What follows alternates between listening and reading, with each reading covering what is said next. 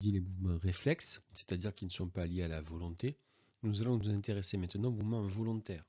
Ces mouvements volontaires, comme vous l'avez déjà étudié au collège, prennent leur source au niveau cérébral, alors que les mouvements réflexes que nous avons étudiés, eux, sont liés à la moelle épinière.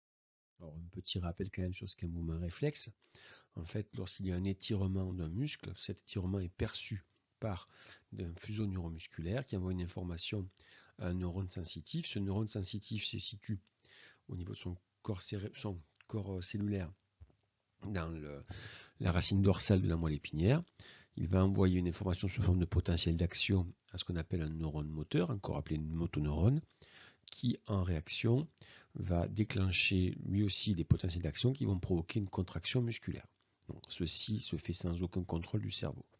Nous allons voir maintenant ce qui se passe lorsque ces mouvements sont réfléchis. Il faut savoir qu'un mouvement volontaire est intentionnel. Il peut être amélioré également et il peut se faire sans aucune information. Encore que la plupart du temps, eh bien, ces mouvements nécessitent que l'on ait des informations de l'extérieur. Imaginons par exemple quelqu'un qui voudrait taper dans un ballon.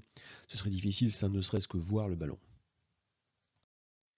Donc tout d'abord, étudions ce centre qui va nous intéresser, à savoir le cerveau.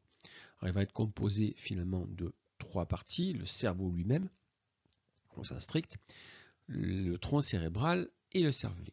On remarque à l'observation de cette photographie 2 zones différentes. Une zone plus foncée qu'on appelle la substance grise et une zone plus claire, blanche, qu'on appelle d'ailleurs la substance blanche. Alors nous allons voir maintenant ce que l'on va trouver dans chacune de ces 2 substances. Alors, à l'observation au microscope, on s'aperçoit que dans la substance grise, on va retrouver les corps cellulaires des neurones, avec quand même quelques fibres nerveuses. Ces corps cellulaires, on remarque qu'ils ont une forme particulière. On appelle cela les neurones pyramidaux, à cause de leur forme de pyramide. Sauf que vous vous doutez bien que maintenant, si l'on voulait observer le cerveau d'une personne de son vivant, on pourrait difficilement extraire un morceau du cerveau. On a donc déterminé un certain nombre de méthodes pour pouvoir observer le cerveau, et ce grâce à quelque chose que l'on appelle l'IRM.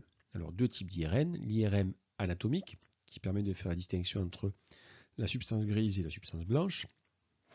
La substance grise dont on a dit que c'était celle qui contenait les neurones du cerveau, et la substance blanche, elle, contient les fibres musculaires, les fibres nerveuses, qui sont entourées de quelque chose qu'on appelle une gaine de myéline.